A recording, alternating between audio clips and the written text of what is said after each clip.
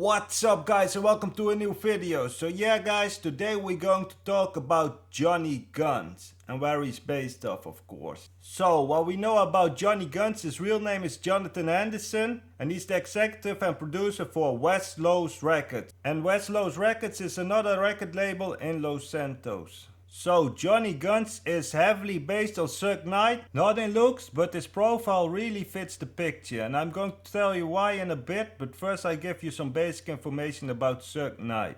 So Suge Knight and Dr. Dre found Death Row Records in 1991. That's a record label, just like Westlos Records is. So yeah guys, you probably know Death Row Records because they got some famous artists back in the days, like Snoop Dogg, Tupac, Nate Dogg, a lot of famous rappers, and Death Row Records was definitely something in the 90s.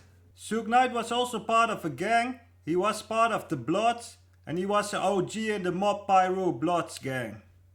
And if you watch the movie Straight Outta Compton where Dr. Dre is a producer of, so it's the backstory of Dr. Dre himself. Was Suge Knight hanging in the studio with his homies and running the gang from out the studio of Death Row Records and not really producing anything? And Dr. Dre was really a producer and a businessman and helping rappers out. And Suge Knight just wanted to be a gangster. And if something had to be dealt with, he also did it in a gangster way. Also in the meeting between Dr. Dre and Johnny Guns, you can hear them say something about that. So yeah, let's listen to that. Johnny, do you think I'm a fucking dummy or something? Keep it real? Fuck you. And fuck you too then! Watch your fucking mouth. Take your ass back to the golf course, motherfucker. This the streets. You're way out your element, man. So in 1996, Dr. Dre decided to leave Death Row Records. And Dr. Dre started to get beef with Suge Knight. Also about royalties on the Chronic CD. And Dr. Dre and Johnny Guns also had beef about royalties back in the 90s. So yeah, let's listen to this conversation. This motherfucker right here has been pissed off at me over some stupid royalty shit since the 90s.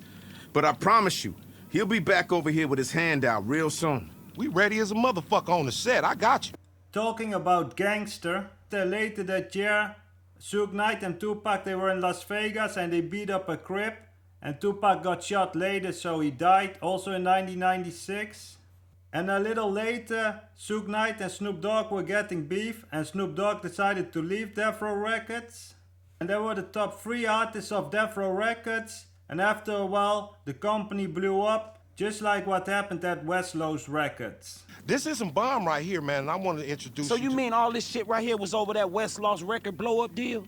And also the logos of Westlos Records and Death Row Records are a bit identical, like you can see. If you look at the chain of Johnny Guns, you can see the Westlos Records logo. And just like the Death Row Records logo, it has a top rocker, a logo in the middle and a bottom rocker. And both logos have the top rocker curved and the bottom rocker is straight and it's written in the same style.